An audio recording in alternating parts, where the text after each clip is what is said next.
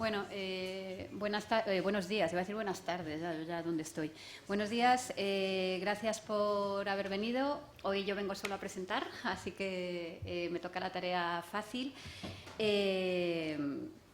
Bueno, fácil y complicado porque siempre que tienes que presentar a alguien, pues cuesta mucho resumir trayectorias de vida y profesionales pues bastante dilatadas, con suficiente... Bueno, ella no querría que estuviese diciendo esto, es lo de preséntame poco, pero bueno, vengo a presentaros a Emilia Laura Arias Domínguez, es la persona a la que le hemos encargado la conferencia inaugural, Estereotipos de género, medios y violencia sexual. Emilia es periodista, feminista, especialista en información y en relaciones internacionales, máster en igualdad de género. Actualmente trabaja como reportera en Televisión Española y ha pasado por diversos medios, entre ellos pues La Sexta, La Dos Noticias, El Correo. Forma parte también del colectivo editor de la revista feminista Pícara, que no sé si conocéis, si no la conocéis os invito a leerla. Está online, también en papel. Y Emi ha recibido varios galardones, entre ellos el premio Joan Gomis, que otorga Justicia y Paz, y el premio Manuel Castillo por distintos reportajes escritos en esta revista. Contaros que bueno, su intervención nos brinda la ponencia marco para el necesario enfoque feminista en el análisis del fenómeno de la violencia y agresiones sexuales en contextos de ocio y consumo recreativo, y el papel que juegan los medios de comunicación en la transmisión de información y formación de estereotipos. Voy a hacer un pequeño spoiler, que hemos quedado en que lo hacía. Básicamente, normalmente se responsabiliza a las sustancias de la violencia ejercida, ¿no?, por los varones, y precisamente se trata de cambiar el enfoque, de examinar pues, toda la cultura patriarcal, machista que subyace a este tipo de agresiones, lo que hay además una alta tolerancia, ¿no?, a nivel social, lo que viene denominándose la cultura de la violación, y que, por supuesto, pues el consumo de sustancias juega su papel, ¿no?, y se enmarca dentro de esta cultura, ¿no? Y es un poco lo que vamos a analizar con Emilia, así que muchas gracias. Y simplemente deciros que abriremos un espacio de debate al final, ¿vale? Había una hora de tiempo para la conferencia, entonces está pues unos 40-45 minutos, y luego que podamos tener un turno de preguntas de debate, ¿de acuerdo? Pues muchas gracias. Todo tuyo. Hola, pues buenos días, gracias por venir. Y nada, pues voy a tratar de no aburriros porque hablar durante 40 minutos puede ser un drama. Yo estoy acostumbrada a 35 a un minuto en tele, que es el medio en el que trabajo ahora. Y vamos, entre otras cosas, pues a analizar el papel que tiene tanto la tele como el cine, los medios, las canciones, todo lo que nos rodea, todo ese entramado al que llamamos medios de comunicación, tiene un papel.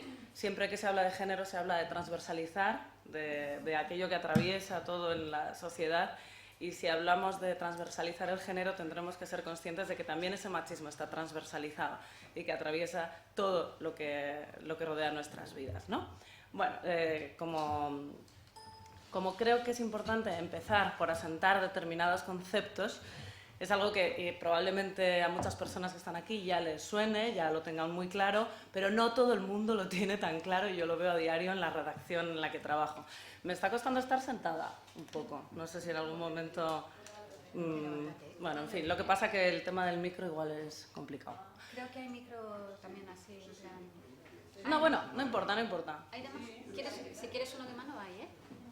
Bueno, empezamos planteando las diferencias sexo-género.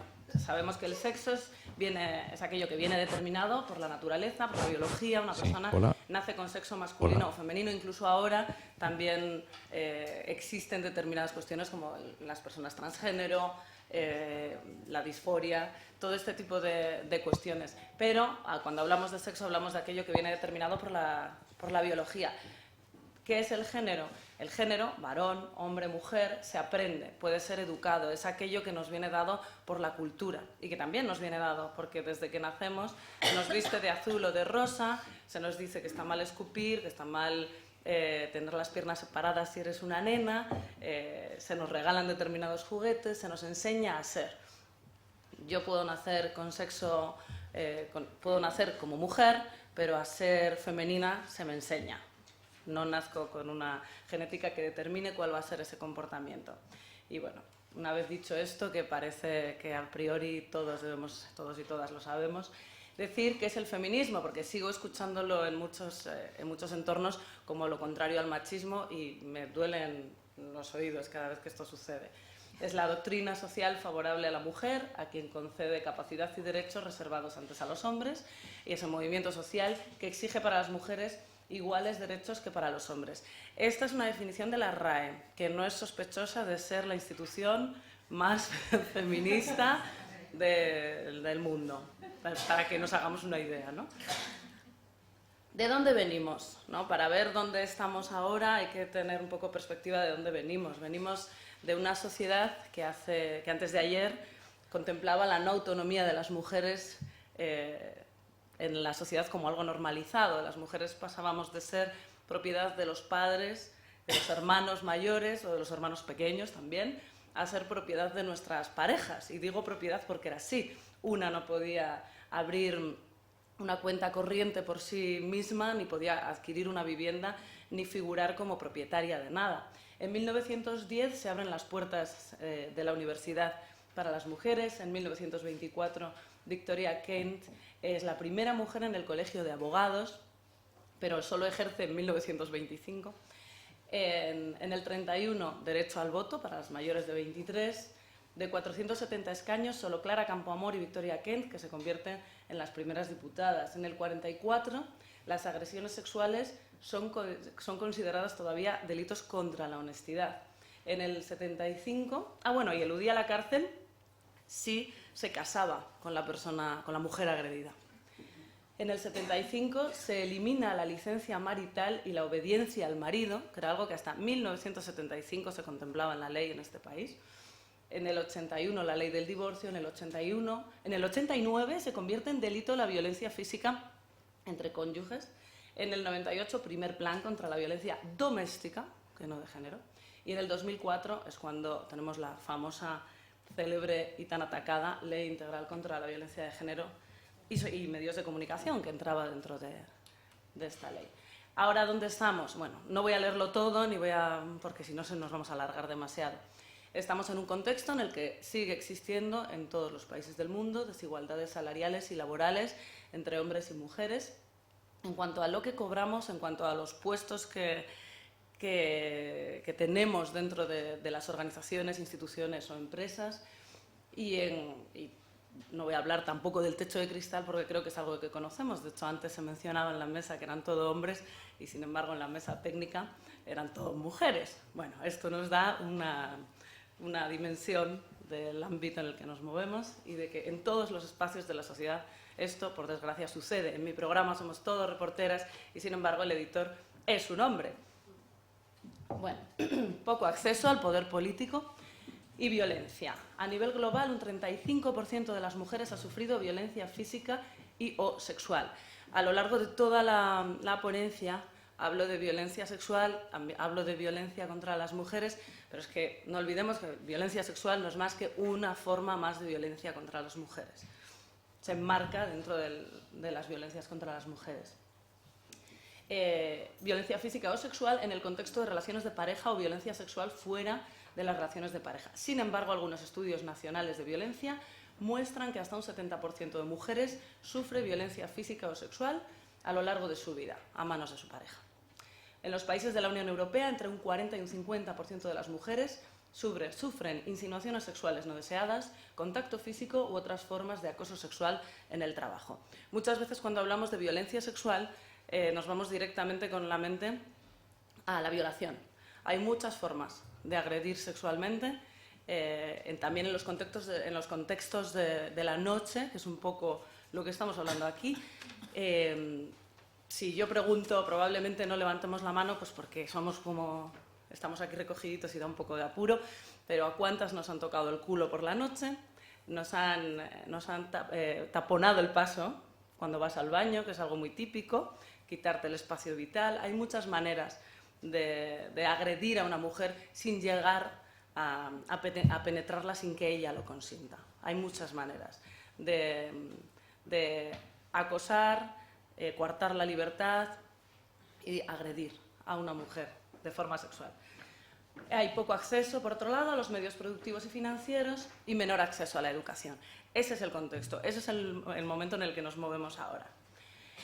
¿Dónde estamos ahora cuando hablamos de violencia sexual en este país? En 2013 en España, y solo hablo de violaciones, se violaba a una mujer cada 8 horas. Pongo debajo las fuentes de donde sale, que son distintos estudios publicados en medios como Europa Press, El País, El Mundo. En 2014 empeoramos cada 7 horas. En 2014 se registraron 1.239 violaciones en España, más de 3 al día. En Estados Unidos, un 20% de las universitarias, solo hablo del contexto de la universidad, han sido violadas. Y debajo pongo un link, no sé si después si os interesa, es muy interesante, está en Documentos TV y se puede ver online. Coto de caza es un documental en el que se habla sobre las violaciones en el contexto de las universidades, que normalmente hablamos de esas hermandades donde el alcohol y las drogas están a la orden del día, lógicamente, y ahí vemos dónde está el quid de la cuestión. Ellas también beben, ellas también se drogan, pero ellas no son las que violan. Entonces es interesante y creo que aporta mucho este documental. La Cuarta Conferencia Mundial de la Mujer en Beijing decía que los medios de comunicación, digamos, ponía el foco en que los medios de comunicación es una de esas 12 áreas de especial interés para conseguir el objetivo de lograr la igualdad real de oportunidades entre mujeres y hombres. Y esto es así porque la televisión se ha convertido en un sistema incidente en nuestra sociedad y en algo tremendamente influyente en nuestras formas de construir, pensar, comportarnos, actuar. Entonces, ¿qué sucede? Si olvidamos incidir y educar en igualdad también a través de los medios de comunicación, y si los medios de comunicación son solo una manera más de replicar la sociedad machista y patriarcal, que por desgracia seguimos perpetuando, no vamos a conseguir esa igualdad real entre hombres y mujeres. Desde ese momento, el ámbito de la comunicación adquirió un nivel estratégico, el mismo nivel de importancia que la economía, la participación política, la economía de los cuidados, la violencia, la salud. Esto es un frame de un anuncio de Soberano que se emitía a finales de los 70. Un anuncio en el que, si lo pongo nos vamos a demorar demasiado, pero básicamente podéis buscarlo en YouTube, anuncio Soberano. Él llega enfadado del trabajo y golpea a su mujer. Al día siguiente ella habla con una amiga y le dice: es que llega muy nervioso el pobre, tú ponle una copa de Soberano y verás que esto es mano de santo. Al día siguiente ella le pone una copa de Soberano y él ya se relaja y ya no le pega. Esto era una forma de legitimar y de normalizar algo que era normal y que estaba visto con no tan malos ojos y visto como algo del ámbito privado a finales de los años 70. Ahora, ver este anuncio nos resultaría una locura. Sin embargo, estamos asistiendo a otras formas de comunicación, a otros anuncios, a la sexualización, cosificación, instrumentalización del cuerpo de las mujeres, y lo estamos viendo sin alarma y lo estamos entendiendo como algo normal. Lo mismo que le pasaba a la sociedad de finales de los 70 con este anuncio. La fuerza de la comunicación y de la televisión es enorme. Este frame corresponde al programa El Diario de Patricia. No sé si recordáis ese programa en Antena 3 tan terrible que fue retirado, por suerte. En este momento, ese hombre le pide a su expareja matrimonio. El programa no pidió informes, no hizo nada, simplemente este hombre fue y le dijo: quiero recuperar a mi expareja. No se plantearon nada más, llevaron a esta mujer engañada al plató. Este hombre tenía una orden de alejamiento porque le había pegado varias palizas y, de hecho, ella le rechazó en directo y una semana después él la mató. Supongo que recordáis, y si no lo recordáis, pues ya lo recuerdo yo, esta polémica, lógicamente, después de esto trajo muchísima cola. ¿Qué sucede? Que está reflejando aquí la tele, ¿no? Lo que se hablaba en la anterior mesa de la conquista, del príncipe que llega con un anillo, se arrodilla y recupera a la dama a la que de alguna manera ha herido, y entendemos que ella en ese momento debe deshacerse. Y la humillación pública el maltratador no pudo soportarla y acabó con la vida de su expareja. ¿Qué sucede con la televisión? Pues la comunicación genera realidad, transmite valores, genera un efecto copia o llamada, normaliza situaciones, establece referentes, promueve estereotipos y es un espejo de la realidad, pero también hace realidad. Se supone que los medios de comunicación, que la televisión, tenemos que educar, entretener e informar. Muchas veces yo trabajo en la televisión pública y siempre se dice, es que haga esto una televisión pública, y se nos olvida que la ley de la televisión es para todas las televisiones. El hecho de que Telecinco, a través de determinados programas, lance valores que ahora analizaremos, es exactamente igual de denunciable que lo haga una tele pública, porque la ley de televisión es para todas las televisiones, ¿no? Es cierto que molesta más cuando incumple esa ley la tele que pagamos entre todos y todas, pero bueno. Transmitimos formas de ser y formas de pensar, de comportarnos a través de la televisión, y si queremos transformar las desigualdades de género debemos analizar nuestra forma de comunicar. En un mundo en el que los medios tienen un papel protagonista y no hay más que fijarse en las personas adolescentes que nos rodean, qué hacen, cómo se comportan, qué miran, qué leen Twitter, leen Facebook, están constantemente conectados a Internet, viendo series, viendo películas. ¿Qué ven? ¿Qué hacen? ¿Qué miran? ¿Cómo se comunican? Si nos fijamos en eso nos damos cuenta de dónde hay que incidir para tratar de reeducarnos todos como sociedad y todas. Si transformamos nuestra comunicación, transmitimos que otra realidad donde se refleje la equidad de género es posible. ¿Qué vemos en la tele? Bueno, esta es una foto de Gandia Shore, que es un reality terrible, pero que tuvo un éxito tremendo, y de hecho las personas que participaron, porque eran personas, de verdad, que participaron, lo siento, perdón, que participaban en esta telerrealidad, ahora mismo han llegado a grabar discos con un contenido también tremendo. Telecinco alcanza el liderazgo como cadena más vista, seguida de Antena 3, que avanza 0,9 puntos. La Sexta, que firma el mayor incremento del año con 1 punto. Aquí hago un repaso a los porcentajes que recibe de share, de audiencia, cada una de las televisiones. Pero, ¿qué transmiten? ¿Qué estereotipos transmiten? ¿Qué nos están contando? ¿Qué vemos en esas series? En películas como Crepúsculo o como A 3 metros sobre el cielo, en las canciones, en la publicidad.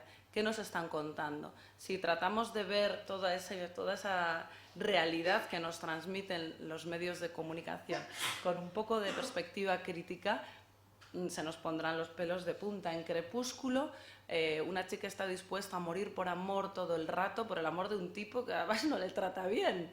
Entonces es una cosa como demencial. En las canciones, hay una canción muy curiosa de reggaetón que se hizo súper famosa, en la que él dice: y si me paso contigo y echo la culpa al alcohol, bueno, nos damos cuenta de esta frase: si me paso contigo y luego culpo al alcohol, macho, ¿sabes qué te has pasado?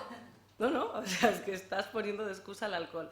Y eso se repite constantemente en las discotecas a las que asiste mi prima Paula, de 15 años. Y es grave, porque esa realidad es la que asumen como realidad vivida y realidad que van a vivir. ¿Cómo influyen los medios? Bueno, estos son 2 anuncios, uno de Dolce & Gabbana y otro de Tom Ford. Son marcas de lujo, de superlujo, y si nos damos cuenta, en la de arriba están escenificando un acoso. La chica está tratando de levantarse, pero no se lo permiten. Pues a todo el mundo le parece normal. Y aparece en los medios, y aparecen las revistas, y aparecen revistas femeninas, que no feministas. Telva, Woman, todas, ya no sé cuáles son, pero bueno, hay muchísimas. Y en Tom Ford, el cuerpo de la mujer aparece como mero soporte. Que todo esto nos transmite, nos bombardean, es parte de nuestro imaginario. Los medios definen roles, minimizan la violencia sexual. Con fotos como esta se está minimizando lo que supone la violencia sexual. De hecho, se está generando una especie de elevación a la belleza de algo que es violencia. Se está jugando con la instrumentalización y la cosificación de las mujeres. La foto de abajo es clarísima, ¿no? Somos una estantería. La sexualización de las mujeres y hasta de las niñas, se está invisibilizando el problema, no aparecen noticias, y ya me voy al ámbito en el que yo más me muevo, que es el de la información, no aparecen noticias sobre violaciones, y hay violaciones y violencia sexual todos los días. ¿Por qué? Sin embargo, por ejemplo, el tema de la homofobia está en los medios. Cuando hay ataques homófobos, no diariamente, pero determinados ataques homófobos se visibilizan, se cuentan como algo negativo que sucede en nuestra sociedad. Hemos normalizado de tal forma la violencia sexual y sucede todo el rato y, sin embargo, no está en los medios. Esto podríamos preguntarnos por qué sucede.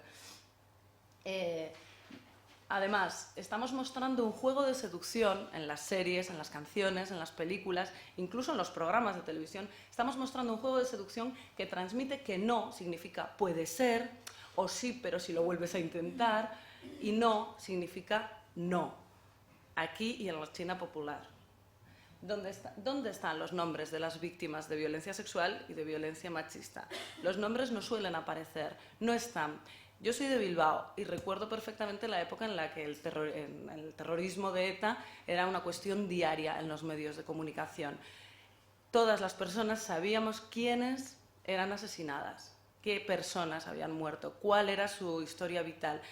De manera que les poníamos un rostro. Conocíamos la cara de Miguel Ángel Blanco, sabíamos que tenía 27 años, que tenía una pareja, que tenía una vida. Nos identificábamos y nos dolía mucho más. Las mujeres son otra víctima más de la violencia de género, de la violencia machista. Otra.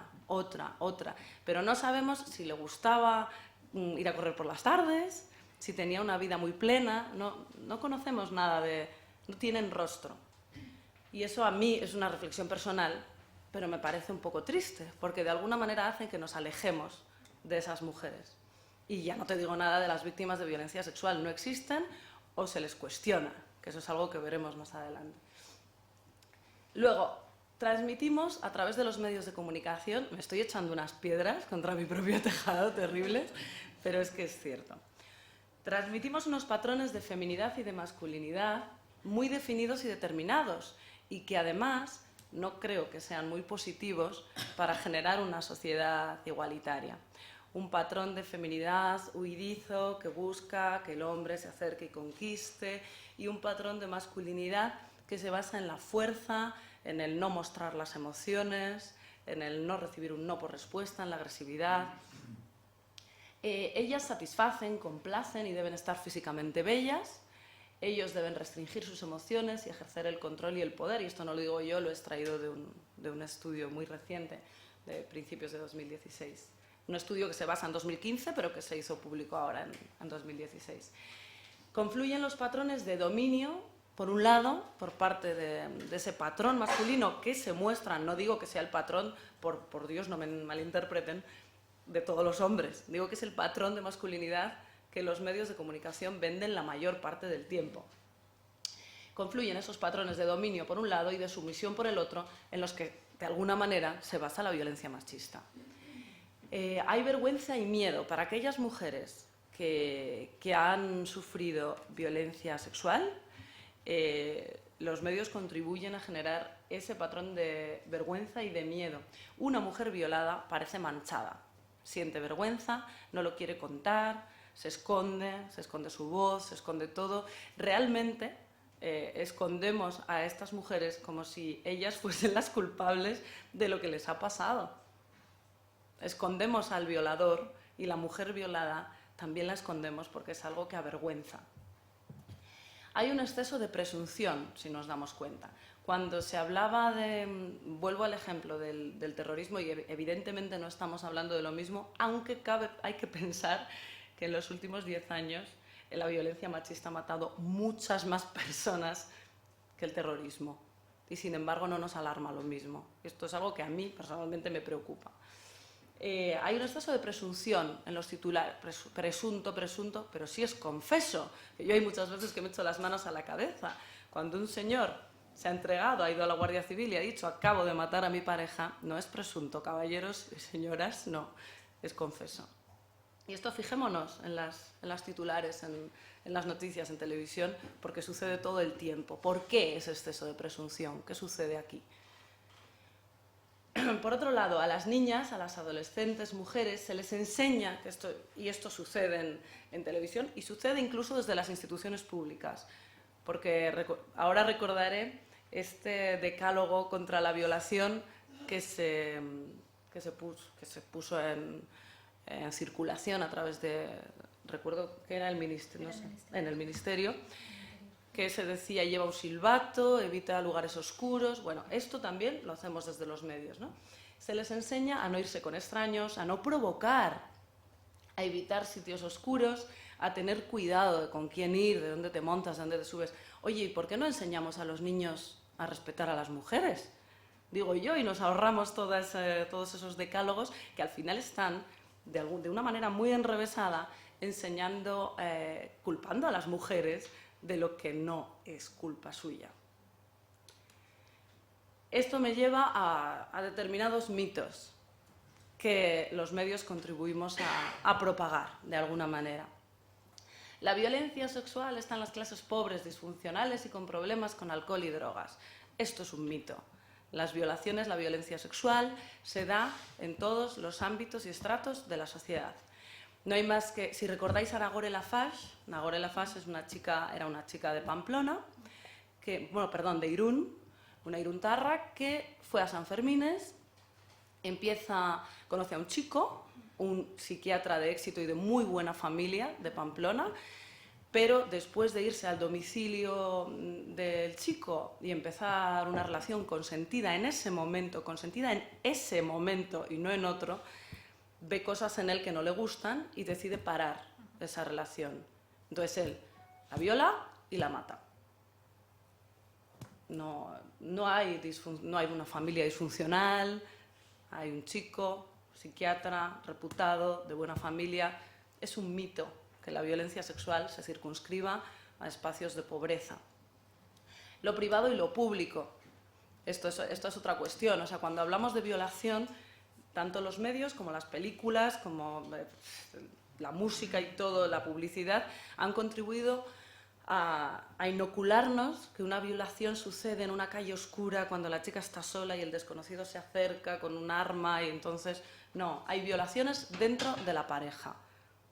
Entonces hay que romper ese mito de lo privado y lo público. La violencia sexual es violencia sexual, la ejerza quien la ejerza, donde la ejerza y cómo la ejerza. Hay muchas maneras de ejercer violencia sexual. Luego, otro mito. Hombres adictos al alcohol o las drogas ejercen la violencia por efectos de esta situación. Falso. Se intenta justificar a estos hombres por circunstancias que son transitorias. Puede ser un disparador, pero la educación machista de tomar a una mujer como un objeto, de tomar lo que ese hombre considera que es suyo y que puede y tiene derecho a tomar, no es una elaboración de la droga, es el individuo el que ha elaborado ese discurso en su interior y el que ha consumido ese discurso desde su infancia. El alcohol y las drogas se usan en los sistemas judiciales, y esto hay que decirlo, para exculpar a los hombres e inculpar a las mujeres, para culpabilizarles de la violación. ¿Estabas borracha? ¿Pero de verdad lo recuerdas? ¿Pero cuántas copas habías tomado? Esto, en los juicios, hay muchas mujeres a las que yo he entrevistado, víctimas de violencia sexual, que se han visto sometidas a la humillación además de haber sido violadas.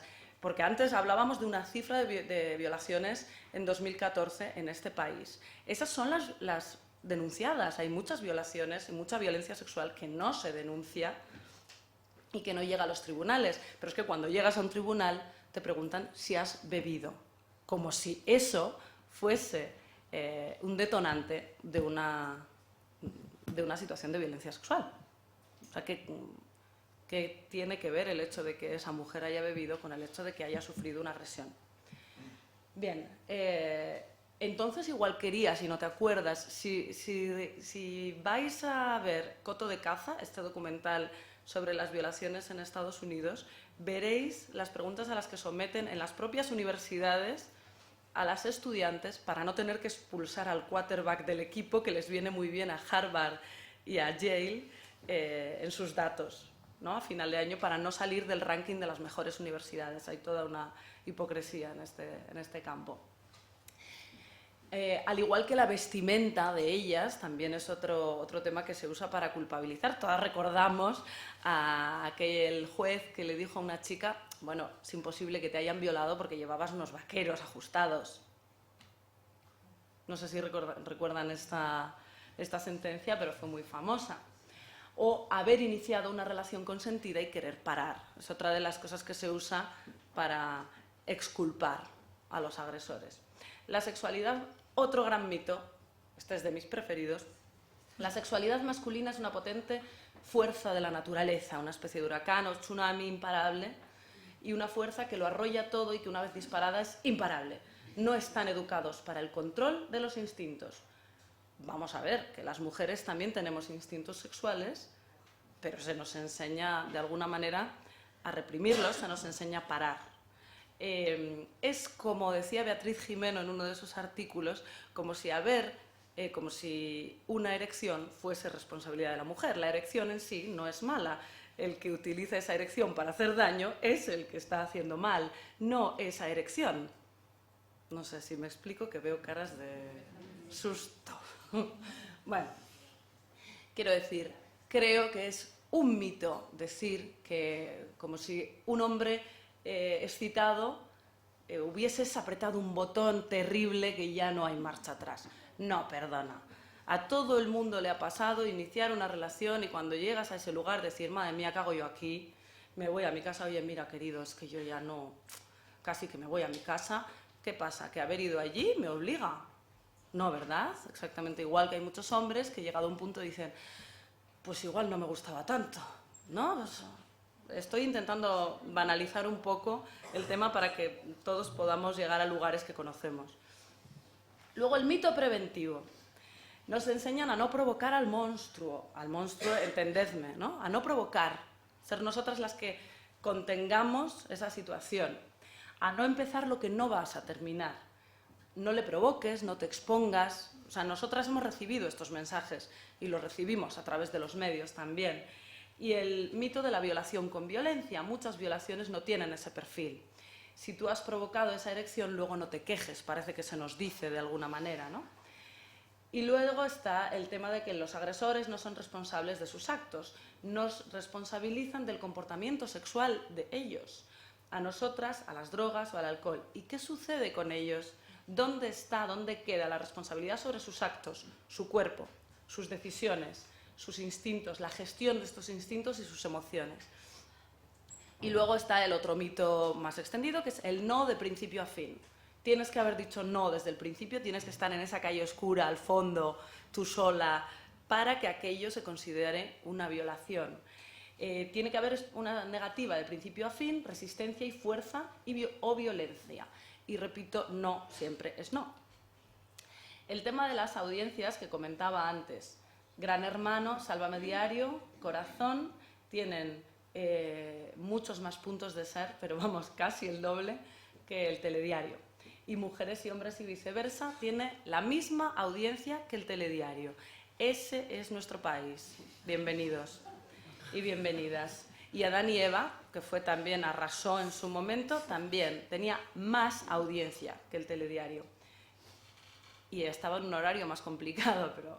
Bueno, y hay que decir que Mujeres y Hombres y Viceversa está en horario infantil. O sea, esto es perfectamente denunciable si alguien se lo plantea y tiene tiempo. Yo invito a que hagan algo. Mujeres y Hombres y Viceversa. Bueno, esto es un frame del no sé si alguien aquí ha visto este programa. Ha tenido la desgracia en algún momento de cruzárselo y... Bueno, ¿qué nos cuenta? O sea, hemos visto hasta ahora cuáles son los mitos, qué es lo que nos cuentan los medios. Ahora vamos a ver cómo nos lo cuentan. Cómo lo hacen a través de basura como esta. Hay una aparente igualdad de condiciones. Hay unos tronistas y unas tronistas. Es una especie de mercado de la carne en el que todo el mundo va a elegir. ¿Qué sucede? que hay un desequilibrio de poderes clarísimo en este programa en cuanto a hombres y mujeres se refiere. Aunque hay aparente igualdad de condiciones, esto no es así.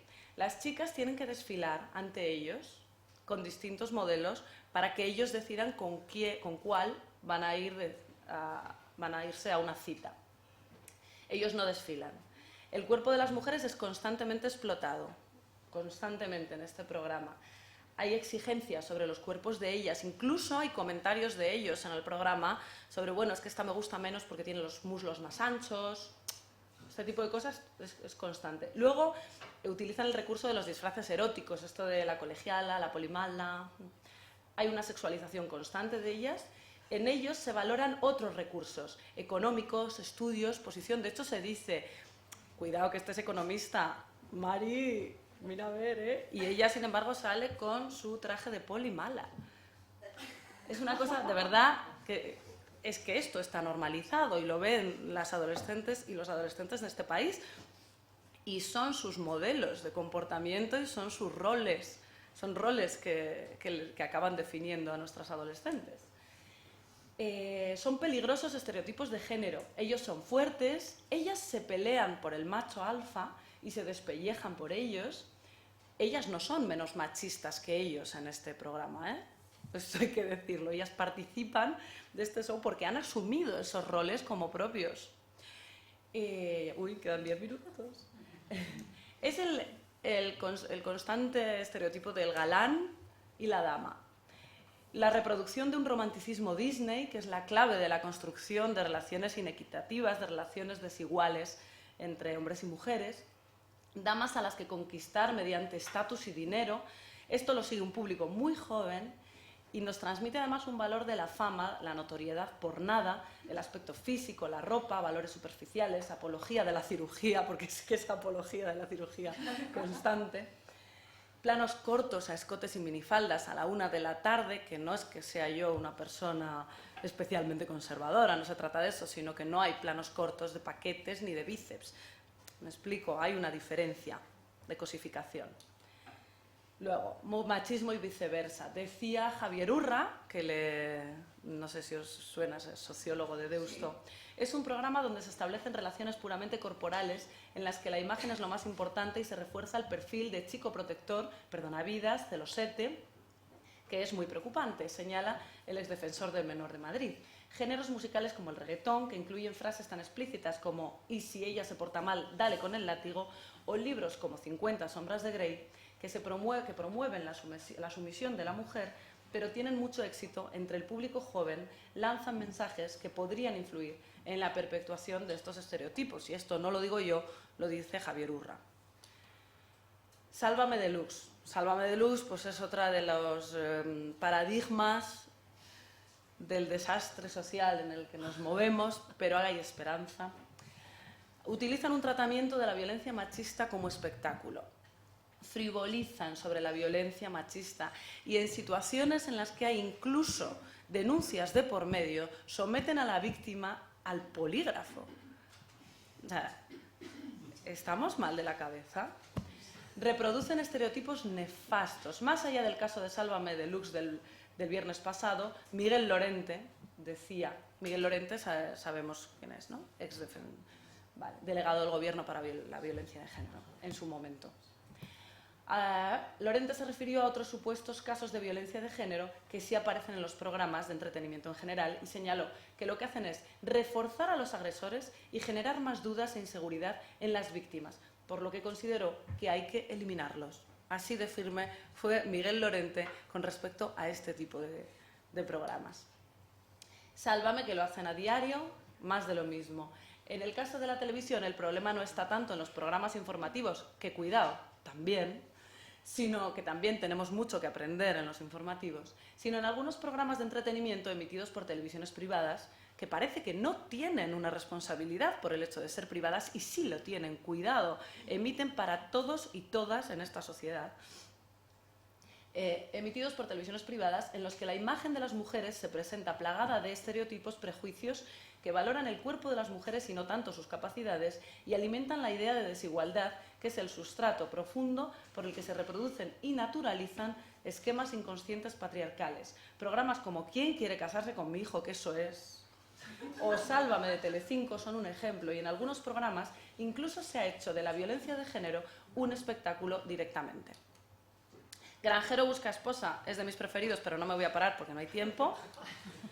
Cuadrilla busca cita, de mi querida ETV, fue retirado al segundo programa. El movimiento feminista en Euskadi es bastante beligerante y así somos. Y en cuanto se emitió, hubo protestas de todas las asambleas de mujeres porque era dantesco y fue retirado. A ETV se le caía la cara de vergüenza cuando estaba con una mano emitiendo este programa y con la otra haciendo un plan de igualdad. Bueno, Gandía Sor, aquí hacía un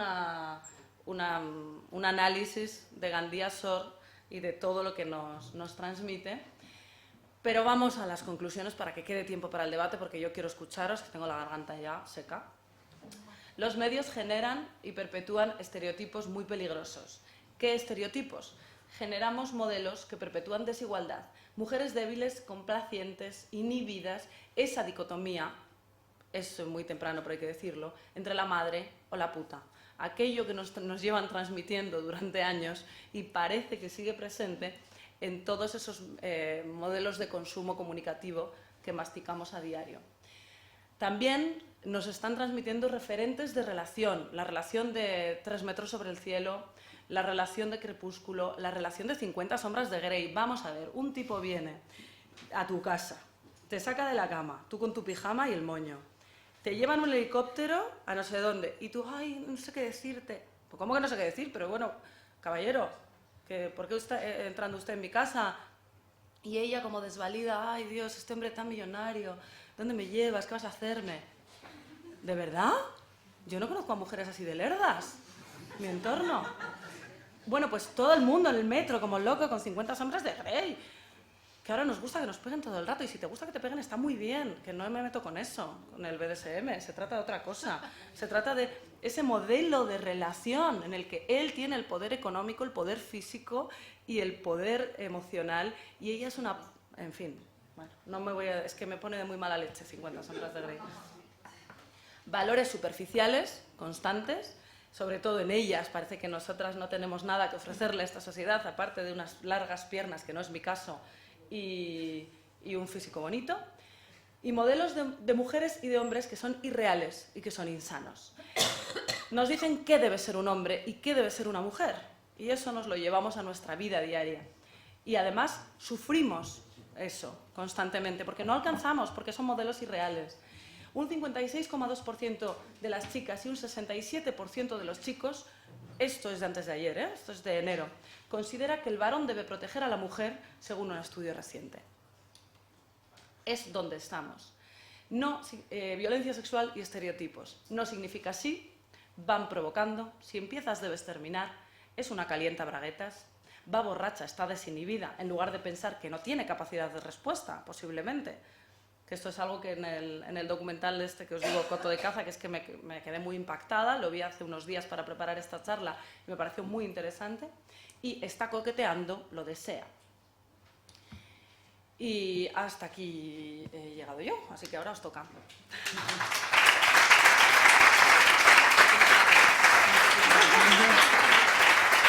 Bueno, no me he ido mucho, ¿no?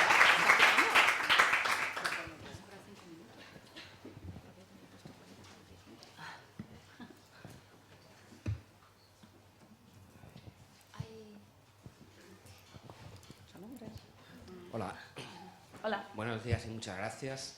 Bueno, coincido en el 70% con las cosas que has bueno, expresado. 70. No está mal, sí. No está mal.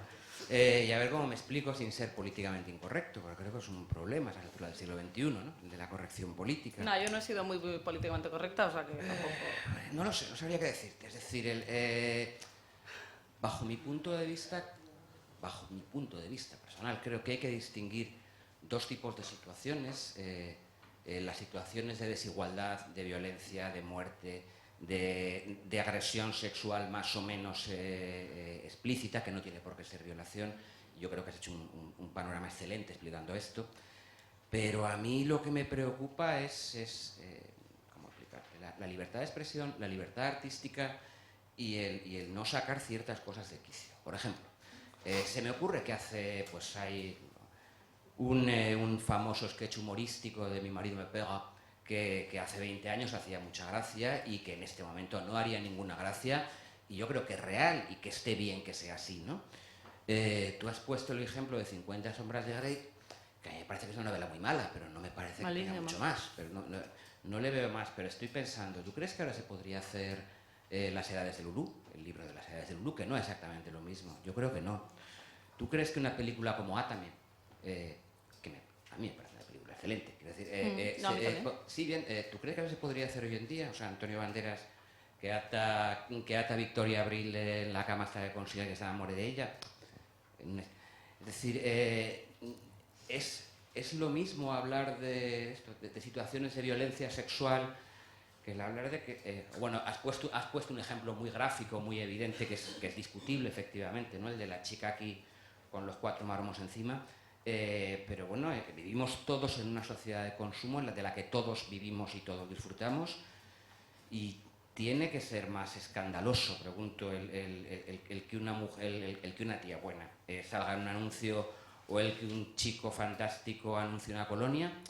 Es decir, que creo que hay que distinguir un poco entre los límites de lo que son las situaciones reales, de lo que son situaciones ficticias y metafóricas que influyen en la realidad, de lo que es también la pura ficción, ¿no? Y luego, bueno, yo hablaré un poquito más adelante de esto, insistir en algo que has dicho, que bien, yo creo que has cargado mucho las tintas en lo que se llama la telebasura, pero por lo menos la telebasura es honesta. Es decir, lo que ves es lo que hay, ¿no? Creo que hay otras formas de discriminación que son más sutiles, más retorcidas, y que tienen que ver con ese otro presunto periodismo serio, ¿no? Y que, sí, lo he dicho, ¿eh? Sí. Me parece que también es importante. Y bueno, nada, estas reflexiones. Sí, mejor que vaya contestando en cada momento, ¿no? Bueno, por una parte, estoy completamente de acuerdo con que tiene que existir una libertad de expresión, una libertad creativa.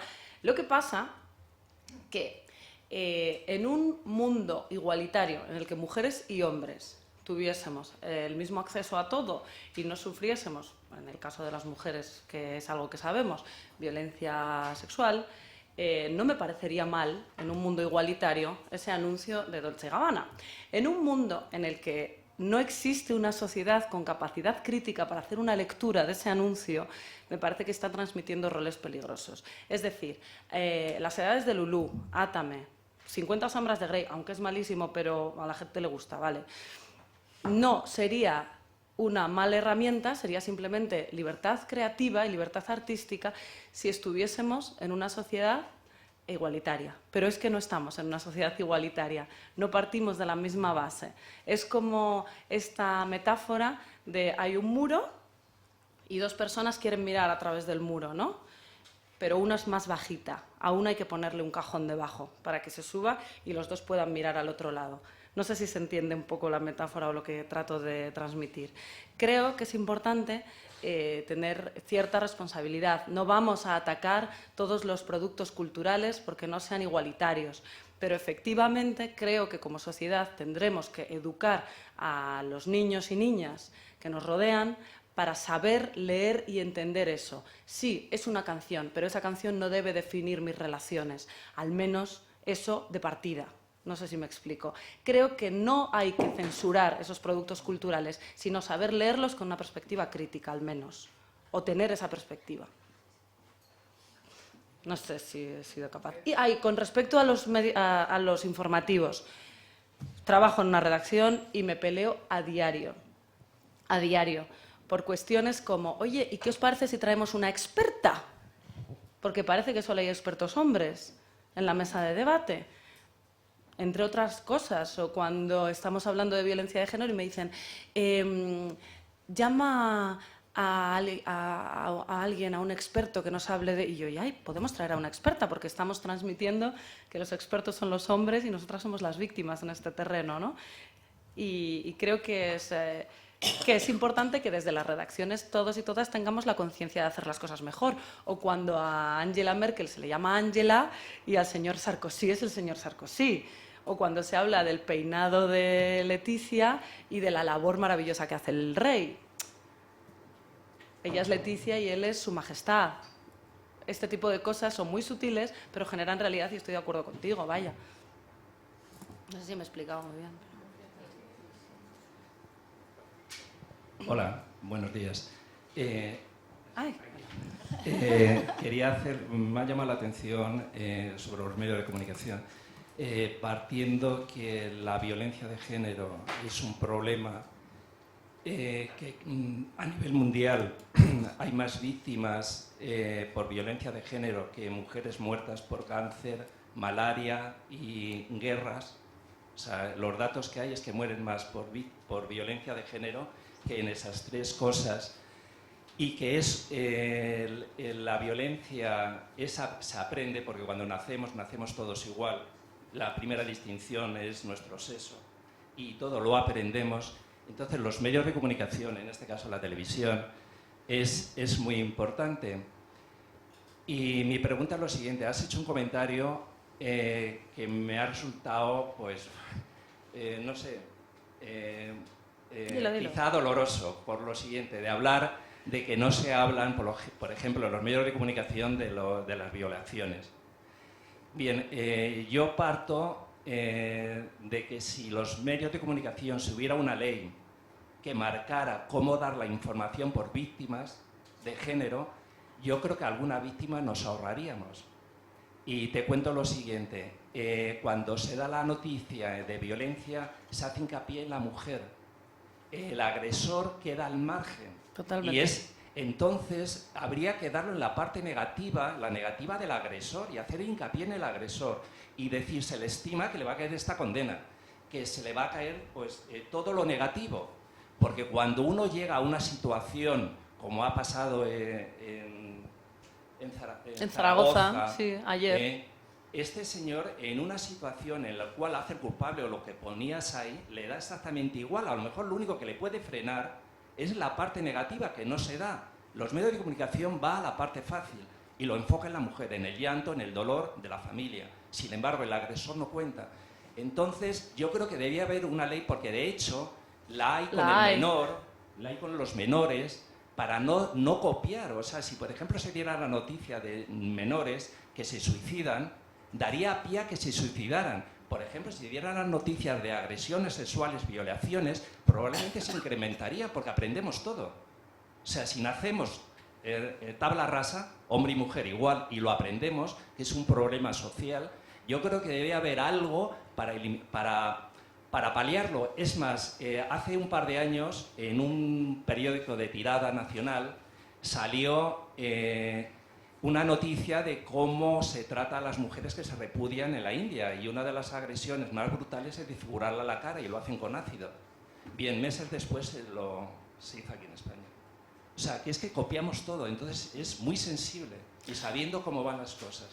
Entonces, no sé, me ha llamado la cosa que hacía hincapié de que no se daba la noticia, y probablemente evite violaciones, en mi opinión. Bueno, creo que hay formas y formas de dar las noticias.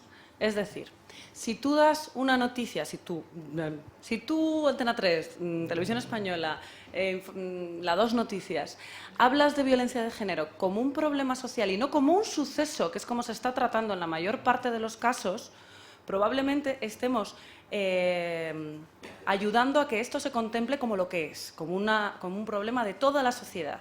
Cuando muere una mujer, tenemos que entender que estamos fallando como sociedad, ¿no? Si eres capaz de transmitir esa información de esta manera, estamos ayudando a revertir la situación. Si transmitimos esa información como un suceso, con los vecinos, ay, pues tan normal, pues saludaban en la escalera, pues no sé qué les ha pasado, si era una pareja maravillosa.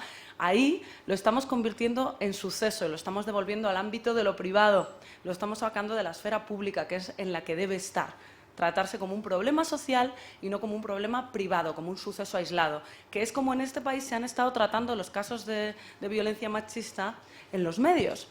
De eso mismo hablo cuando hablo del tema de las violaciones. Si las violaciones se tratasen como un problema social, no como un suceso en los medios, probablemente revertiríamos la situación o generaríamos la opinión pública de rechazo que deben tener, de rechazo a todas y cada una de las agresiones sexuales. Por otro lado, Estoy completamente de acuerdo en que se habla poco del agresor. Cuando antes hablaba de los nombres, me refería a una especie de homenaje, por decirlo de alguna manera, una forma de reivindicar que esas mujeres tenían una vida, igual que cuando hablábamos de víctimas de violencia del terrorismo, ¿no?, de la violencia terrorista. Pero es que no olvidemos que cuando se hablaba de las víctimas de violencia terrorista, se hablaba de los terroristas. Todos sabemos cuáles eran sus nombres, sus apodos, su edad, su físico, este era chapote, este era tal. Nadie sabe cómo se llaman los agresores, se ponen iniciales y si se ponen. En el caso del de Zaragoza, que espero que se le caiga el pelo a la delegación de gobierno de Zaragoza, porque aquello es un menudo desastre. Una chica recibe una amenaza con un arma en su domicilio y se le pone una orden de alejamiento de riesgo mínimo. Mínimo. Yo ayer en mi pieza en Televisión Española lo dije. Y mi jefe, bueno, es que igual la delegación... Y yo, pues que la delegación diga misa. Creo que es importante transmitir que ahí algo se ha hecho mal. Esto no es un fenómeno de la naturaleza que llega, no es una ola que nos arrasa.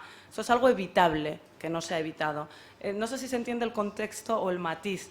Creo que se debe es algo evitable, que te he visto ahí mover las cejillas.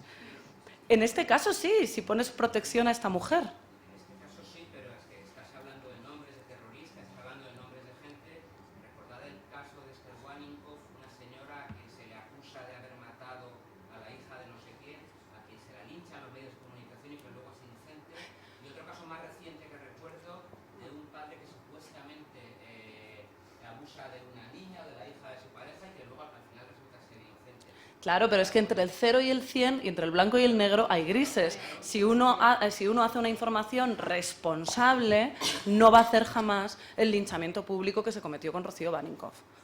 O sea, con Rocío Baninkoff no, con la que no fue. Y ahí en ese caso tenemos un caso de lesbofobia, etcétera, etcétera. Es un caso completamente diferente. Creo que hay que matizar y darse cuenta de que podemos dar una información responsable basándonos en que esto es un problema social sin cargar las tintas contra nadie. De una forma responsable, siempre respetando la presunción de inocencia y el derecho a réplica, que están dentro de todos los códigos deontológicos. Pero es que hay códigos de la FAPE en todas las redacciones de informativos de este país que nos piden que no demos testimonios de vecinos ni de vecinas en casos de violencia machista, porque lo que hacen es girar la balanza y se dan constantemente. Por ejemplo, cuando se dice, ¿y cómo eran? No, es que ella parece que ahora estaba con otro. Entonces la gente en su casa dice, bueno, es que le estaba poniendo los cuernos. Claro, ¿me explico? Esos códigos existen, pero no se cumplen. Bueno. Y ya me callo. Nada, tranquila. Que no sé si una intervención más y breve y... Hola, buenos días. Muchas gracias por la intervención. Yo quería muy brevemente preguntar, porque esto es una pregunta.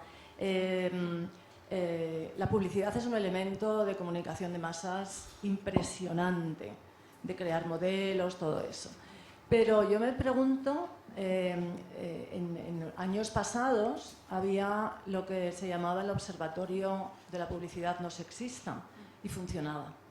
Funcionaba independientemente de que las empresas cumplieran su objetivo haciendo un anuncio completamente sexista. Ellos sabían que iban ahí detrás de ellos y finalmente en 2 o 3 días se retiraba y casi ninguno llegó a juicio. Casi todos negociaban y se retiraban. Y eso, siendo un elemento de comunicación de masas tan importante, yo me pregunto en este momento qué ha pasado del Observatorio de Publicidad No Sexista. Yo, sinceramente, no sé lo que ha pasado. Lo que sí sé es que de los años 80 hasta ahora ha habido una evolución muy potente del poder de las marcas y de las multinacionales en nuestra vida. ¿Sabes? Porque otra cosa que se cruza y que es transversal es que el neoliberalismo o el capitalismo de masas brutal en el que estamos inmersas, nos atraviesa por todas partes y es parte de lo que hace que se reproduzca este sistema machista en el que vivimos. Es muy difícil luchar contra marcas que pagan los medios. Todavía no entiendo cómo a Jordi Évole le dejaron emitir el domingo. Esto es así y probablemente reciba muchos ataques a partir de ahora por lo que pasó el otro día. Creo que tristemente tienen más poder ahora mismo las marcas en nuestra vida y en nuestros medios que hace 20 años. Entonces, luchar contra ellos, que estoy completamente de acuerdo, que es lamentable que suceda, pero, y que tendría...